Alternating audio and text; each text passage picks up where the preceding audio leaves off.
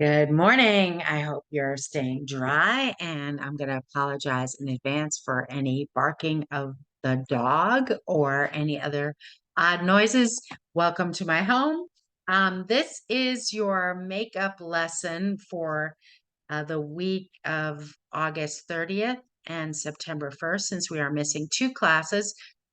I'm going to be walking you through all of the introductory materials and lessons for our first play that we will start watching next week, which is my favorite Greek tragedy because I'm weird and have a favorite Greek tragedy, and that is the tragedy of Medea. What you're going to need to get through this lesson is your notebook and a pen or pencil. You're going to be making some notes. You're going to stop this video periodically. You're going to be making some notes, and you're going to take a picture or scan all of these notes. You're going to upload them to Canvas, and you're going to bring them with you to class next week. You ready? If you're not ready, pause this video. And as soon as you're ready, let's go. I'm going to share my screen. If you only knew how much fighting with technology I have been doing this morning.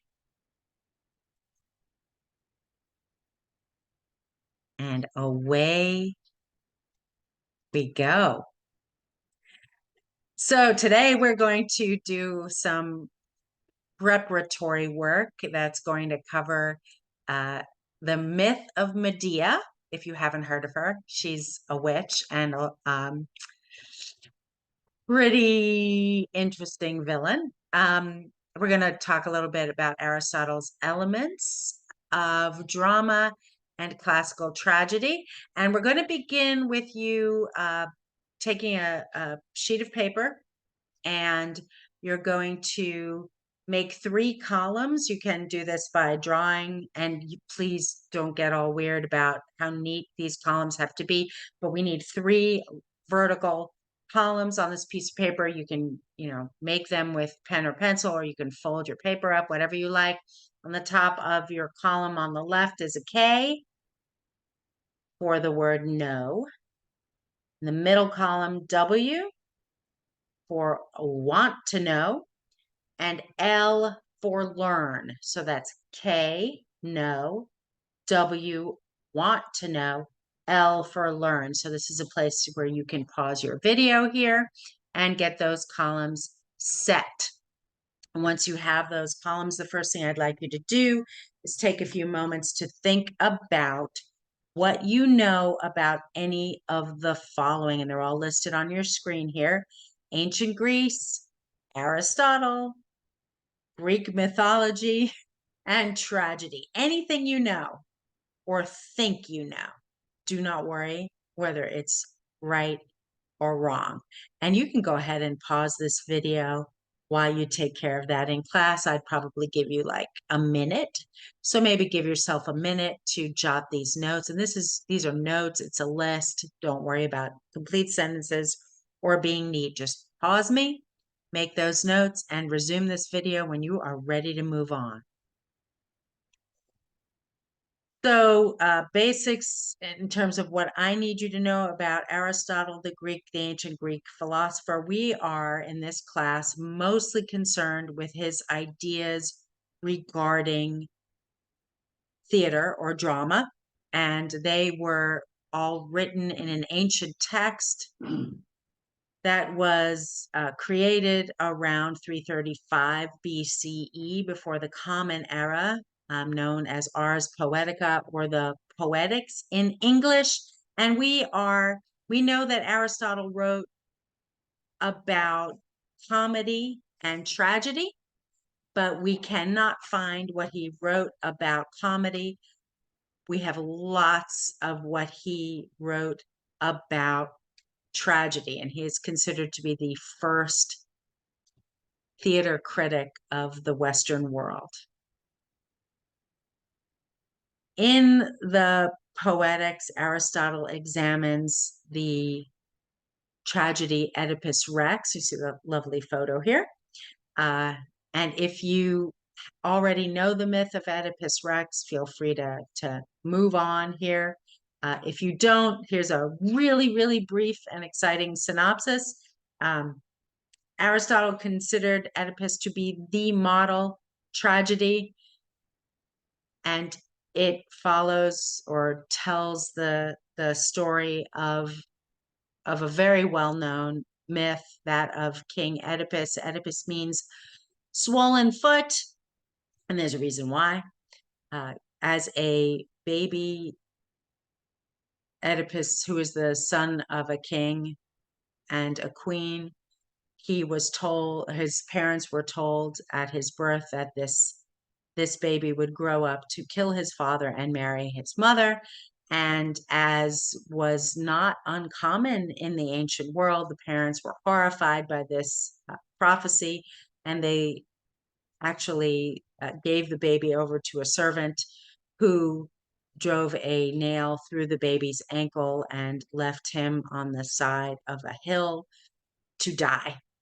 The baby was found by a shepherd who took pity on him and took the baby to a distant kingdom to be adopted by another king and queen. Oedipus was raised with no knowledge that he was adopted, and the legend myth says that he was told by some companions when he was a young man that he was doomed to kill his father and marry his mother. And terrified of this fate, Oedipus fled his adopted home, and on the road encountered a traveler who was in the company of a train of people who was blocking Oedipus's way on this road. And Oedipus, in a fit of anger, kills this man and all of his entourage with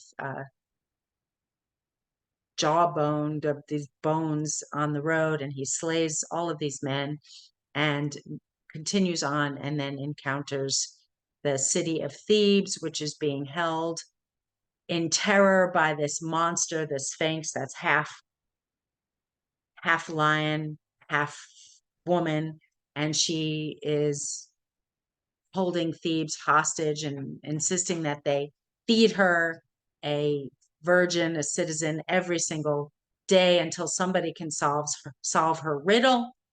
And no one is able to do so until Oedipus comes along, and he does. And for extra credit, if you will Google what the riddle of the Sphinx is and email that to me, boom, 10 points.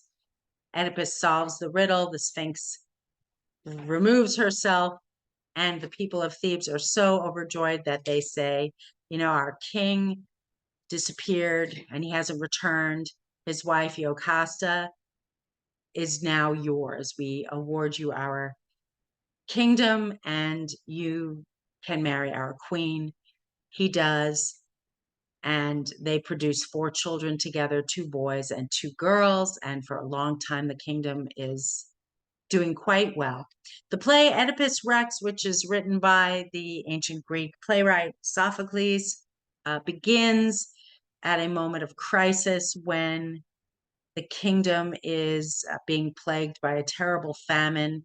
Crops are not growing, people are starving, and the king, Oedipus, is determined to find out what he can do to save his people.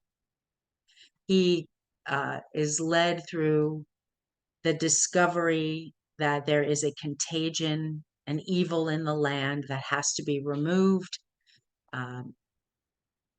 He is determined to do so, even though the prophets are, well, one prophet in particular is warning him not to do so. But he is actually a good king and wants to help his people, and says that whoever this contagion, this evil is, I will exile them. And it turns out that Oedipus is himself the evil in the land, because he has returned to his birthplace and unknowingly married his mother, and having killed his father, who was the man on the road. And Oedipus has to remove himself from the kingdom in order to save the people. His wife, learning that she is indeed married to her son, is pretty awful, commits suicide. And you see the photo of Oedipus here with bleeding eyes.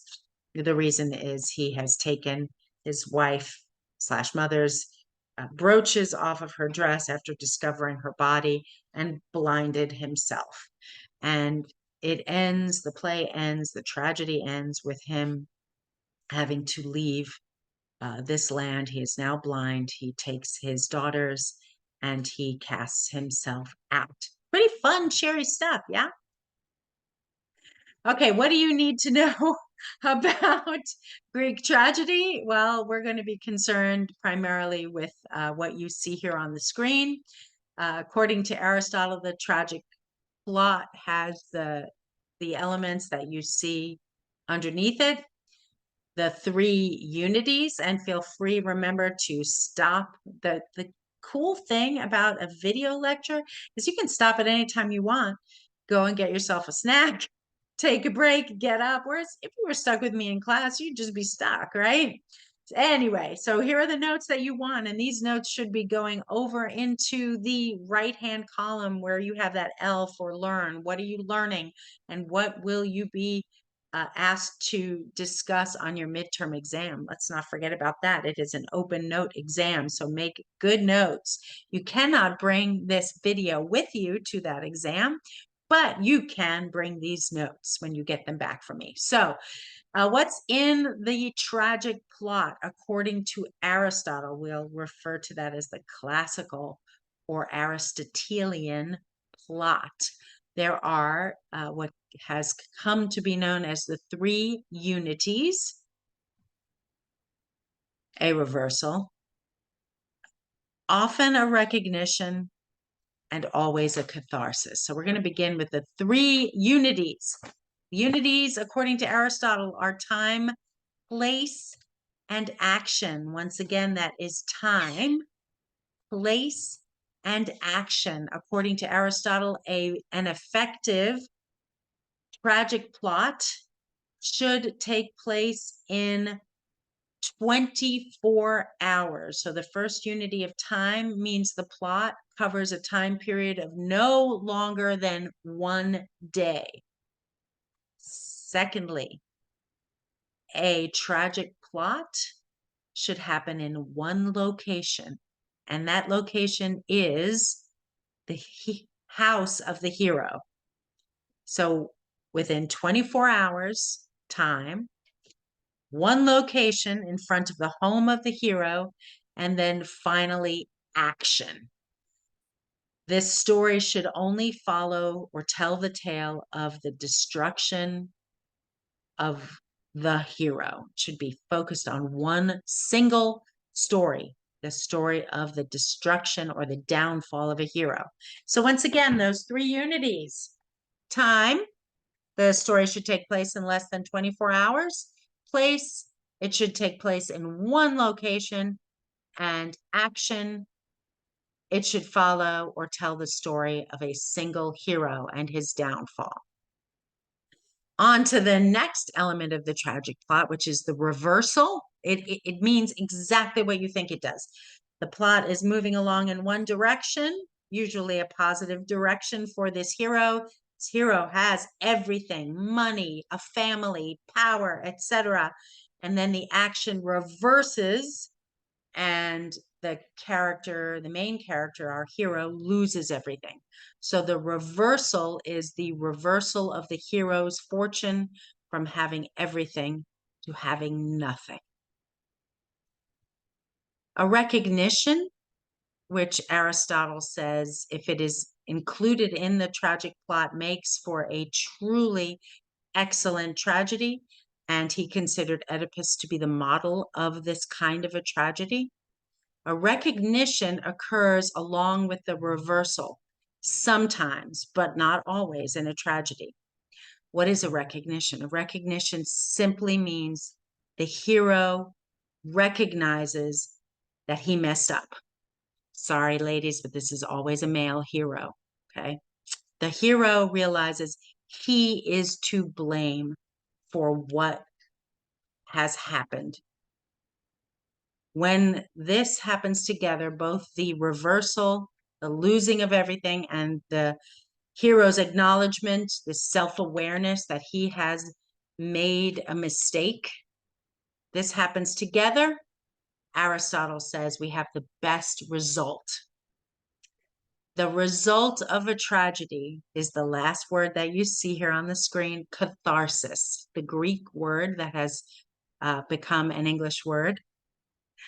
Catharsis is the experience of the audience in a tragedy. If you've ever watched a television show or a movie and found yourself not just a little bit teary-eyed, but really, really crying and having an emotional experience that maybe you hadn't realized you were going to have. And afterwards, after you cry, you feel better, right? That's because you've had what Aristotle is talking about here. You've had a catharsis. You've felt these emotions. You've gotten them out of your body by crying, and you feel you may be tired, but better at the end of that experience. So the catharsis is the audience's experience at the end of the tragedy. And Aristotle says there are two emotions associated with the catharsis: pity and fear. This is a good place to either pause your video, maybe go back, listen to this again, and make the notes that you need to about the tragic plot. The other elements of drama, according to Aristotle, in addition to the plot, we have character, diction, thought, spectacle, and music. We are not going to discuss all of those today, but we will be discussing them as we watch Medea. So the first play that we're going to experience together as a class is an ancient Greek tragedy. It is Medea, and it is by Euripides. Euripides wrote this play in 431 BCE, before the Common Era. And so we're going to be experiencing a modern adaptation, film version of an extremely old piece of work. And why are we going to start with ancient Greeks? Well, we're actually going to begin the fall semester with representative of both of the golden ages of drama, the ancient Greeks and Shakespeare's time. So in order for you to have some knowledge about the myth of Medea, you're going to watch the video that we have on screen here. And I am really hoping that you don't have any problem accessing this video via this PowerPoint, but I'm also going to email you the link separately just in case. And you're going to watch this video. And while you're watching, you're going to make notes in that third column, that learn column, about the myth of Jason, Medea, and the Golden Fleece.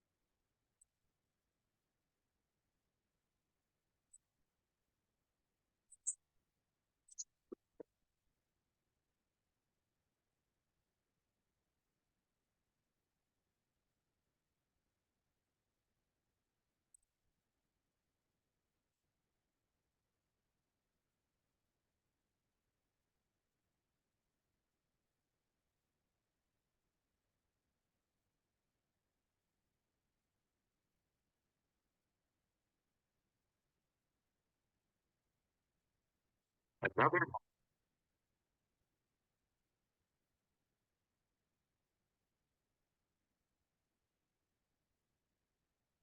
sense of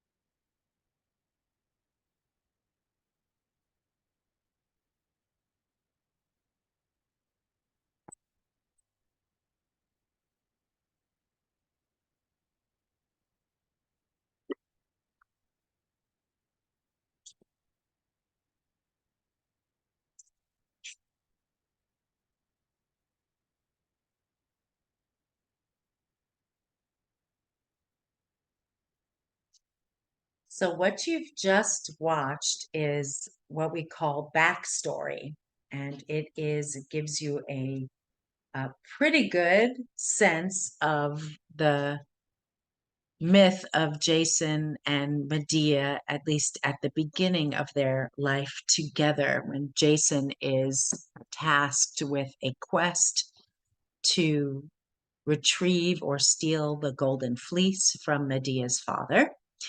And his only being able to succeed in this quest due to the intervention, the help of Medea, who is not fully human. She is a sorceress. She is the granddaughter of a god, and she has tremendous supernatural power. And because she falls in love with Jason, she helps him to steal the golden fleece and succeed on his adventure with his men, the Argonauts. And for extra credit, you can look up any of the names here. King Peleus, who is Jason's uncle, the Golden Fleece, exactly what was that and why did he have to go get it? Argos, the ship, and the Argonauts. Email me any background information or add any additional information that you research into all of this to your notes, and you will receive extra credit. It's also fun. So the breakdown of a dramatic plot is listed here, and the image that you are looking at is from a modern adaptation of Medea, not the one that we're going to be watching, but a different one. and the different elements of a plot's breakdown are listed here. You've encountered several of these terms in your textbook already. The point of attack is the moment, the place that the playwright decides to begin the story. So where the story begins on stage. And in Medea, we begin fairly late. We have a late point of attack. It is long after Jason and Medea's original expedition and adventures. They have already lived together for a long time, and Jason has left her for a much younger woman and a princess that he is going to marry, and that is where it begins. Exposition is the background knowledge, the backstory that is related at the beginning of the play. An introductory incident is the thing that happens that gets the conflict rolling. And that is enough terminology for you at this point. We will be breaking down these parts of the plot as we encounter them in class as we watch the play. And that concludes the background information that should get us ready to begin Medea together next week. So make sure that you take a photo or scan your notes from this lesson and upload them to the Dropbox on Canvas. Any extra credit research that you do, you can include that in your notes, or you can email that to me separately. And I will see you all next week.